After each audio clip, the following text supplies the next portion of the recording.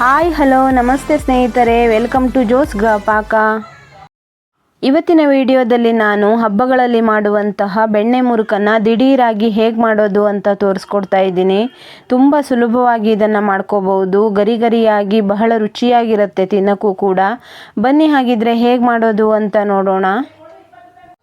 ಮೊದಲಿಗೆ ಒಂದು ಪಾತ್ರೆನ ತಗೊಂಡು ಅದಕ್ಕೆ 1 ಲೋಟ ಆಗುವಷ್ಟು ಅಕ್ಕಿ ಹಿಟ್ಟನ್ನು ಹಾಕ್ಕೊಂಡು ಜರಡಿ ಹಿಡ್ಕೊತಾ ಇದ್ದೀನಿ. ನಂತರ ಅದಕ್ಕೇ ಅರ್ಧ ಲೋಟ ಆಗುವಷ್ಟು ಕಡಲೆ ಹಿಟ್ಟನ್ನು ತಗೊಂಡು ಅಕ್ಕಿ ಹಿಟ್ಟಿಗೆ ಸೇರಿಸ್ಕೊಂಡು 2 ಹಿಟ್ಟನ್ನು ಚೆನ್ನಾಗಿ ಜರಡಿ ಹಿಡ್ಕೊತಾ ಇದ್ದೀನಿ. ನಾನಿಲ್ಲಿ 1 ಲೋಟ ಅಕ್ಕಿ ಹಿಟ್ಟಿಗೆ ಅರ್ಧ ಲೋಟ ಆಗುವಷ್ಟು ಕಡಲೆ ಹಿಟ್ಟನ್ನು ಹಾಕ್ಕೊಂಡಿದ್ದೀನಿ.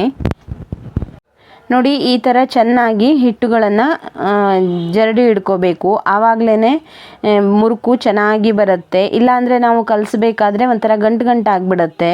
ಅದಕ್ಕೋಸ್ಕರ ಈ ಥರ ಚೆನ್ನಾಗಿ ಇದನ್ನು ಜರಡಿ ಹಿಡ್ಕೋಬೇಕು. ನೋಡಿ, ಇವಾಗ ಇದಕ್ಕೆ ರುಚಿಗೆ ತಕ್ಕಷ್ಟು ಉಪ್ಪನ್ನು ಹಾಕ್ಕೋತಾ ಇದ್ದೀನಿ. ನಂತರದಲ್ಲಿ ಖಾರಕ್ಕೆ 1.5 ಚಮಚ ಆಗುವಷ್ಟು ಹಸಿಮೆಣಸಿನ ಪುಡಿಯನ್ನು ಹಾಕ್ಕೋತಾ ಇದ್ದೀನಿ. ಹಾಗೆಯೇ 1 ಚಮಚ ಆಗುವಷ್ಟು ಓಂಕಾಳನ್ನು ಹಾಕ್ಕೊಂಡು ಕೈಯಲ್ಲಿ ಈ ಥರ ಇದನ್ನು ತಿಕ್ಕಿ ಹಾಕ್ಕೋತಾ ಇದ್ದೀನಿ. ನಂತರದಲ್ಲಿ ಇದಕ್ಕೆ ನಾನು 1.5 ಚಮಚ ಆಗುವಷ್ಟು ಗಟ್ಟಿ ಬೆಣ್ಣೆನ ಸೇರಿಸ್ಕೊಂಡು ಚೆನ್ನಾಗಿ ಒಂದು ಸಲ ಡ್ರೈ ಆಗಿ ಕಲಿಸ್ಕೊತಾ ಇದ್ದೀನಿ. ನೀವಿಲ್ಲಿ ಬೆಣ್ಣೆಯ ಬದಲಾಗಿ ಎಣ್ಣೆ ಅಥವಾ ತುಪ್ಪನ ಬಿಸಿ ಮಾಡಿ ಕೂಡ ಹಾಕ್ಕೋಬಹುದು. ನೋಡಿ, ಈ ಥರ ಇದನ್ನು ಚೆನ್ನಾಗಿ ಡ್ರೈ ಆಗಿ ಕಲಿಸ್ಕೊತಾ ಇದ್ದೀನಿ. ನಂತರದಲ್ಲಿ ಇದಕ್ಕೆ ಸ್ವಲ್ಪವೇ ನೀರನ್ನು ಹಾಕಿ ಇದನ್ನು ಕಲಿಸ್ಕೊತಾ ಇದ್ದೀನಿ. ಇಲ್ಲಿ ನೀವು ಬಿಸಿ ನೀರನ್ನು ಹಾಕಬೇಕಾದ ಅವಶ್ಯಕತೆ ಇರಲ್ಲ. ಮಾಮೂಲಿ ತಣ್ಣಗಿರೋ ನೀರನ್ನೇ ಹಾಕಿ ಕಲಿಸ್ಕೋಬಹುದು.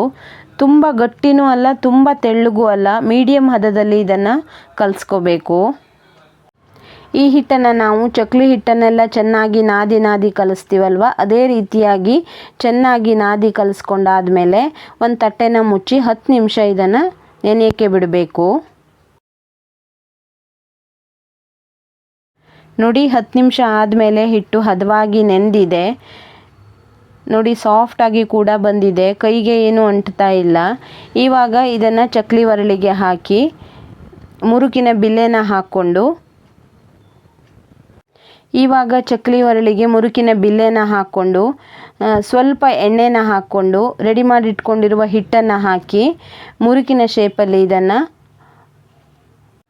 ಒಂದು ಬೇಕಿಂಗ್ ಪೇಪರ್ ಮೇಲೆ ಇದನ್ನು ಒತ್ತಿ ಇಟ್ಕೋತಾ ಇದ್ದೀನಿ. ನಿಮ್ಮ ಹತ್ರ ಬೇಕಿಂಗ್ ಪೇಪರ್ ಇಲ್ಲ ಅಂತಂದರೆ ನೀವು ಕಾಟನ್ ಬಟ್ಟೆಯಲ್ಲಿಯೂ ಕೂಡ ಈ ಥರ ಮುರುಕನ್ನು ಒತ್ತಿ ಇಟ್ಕೋಬಹುದು. ಈ ಕಡೆ ಎಣ್ಣೆ ಕೂಡ ಕಾಯಕ್ಕಿಟ್ಟಿದ್ದೆ, ಅದು ಕೂಡ ಹದವಾಗಿ ಕಾದಿದೆ. ಇವಾಗ ರೆಡಿ ಮಾಡಿ ಇಟ್ಕೊಂಡಿರುವ ಒಂದೊಂದೇ ಮುರುಕನ್ನು ನಿಧಾನವಾಗಿ ಹಾಕಿ ಮೀಡಿಯಮ್ ಉರಿಯಲ್ಲಿ ಇಟ್ಕೊಂಡು ಇದನ್ನು ಗರಿ ಆಗೋವರೆಗೂ ಕರ್ಕೋಬೇಕು. ಎಣ್ಣೆನೂ ಅಷ್ಟೇ ಮೀಡಿಯಮ್ ಫ್ಲೇಮಲ್ಲೇ ಕಾಯಿಸ್ಕೋಬೇಕು. ತುಂಬ ಜಾಸ್ತಿ ಕಾಯಿದ್ರೆ ಹೊರಗಡೆಯಿಂದ ಕೆಂಪಗಾಗಿಬಿಡುತ್ತೆ, ಒಳಗಡೆಯಿಂದ ಕ್ರಿಸ್ಪಿಯಾಗಿ ಬರಲ್ಲ. ಅದಕ್ಕೋಸ್ಕರ ಮೀಡಿಯಮ್ ಉರಿಯಲ್ಲೇ ಇಟ್ಕೊಂಡು ಇದನ್ನು ನಿಧಾನವಾಗಿ ಕರ್ಕೋಬೇಕು. ನೋಡಿ, ಇವಾಗ ಇದು ಆಗಿದೆ. ಗರಿಯಾದಂತಹ ಬೆಣ್ಣೆ ಮುರುಕು ರೆಡಿಯಾಗಿದೆ.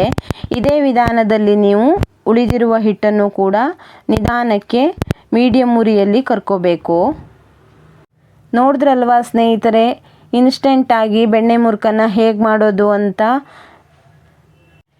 ಈ ಬೆಣ್ಣೆ ಮುರುಕನ್ನು ಪೂರ್ತಿ ತಣ್ಣಗಾದ್ಮೇಲೆ ಒಂದು ಗಾಳಿಯಾಡದ ಡಬ್ಬದಲ್ಲಿ ಹಾಕಿಟ್ಕೊಂಡು 15ರಿಂದ 1 ತಿಂಗಳವರೆಗೂ ಇಟ್ಕೊಂಡು ತಿನ್ಬೋದು.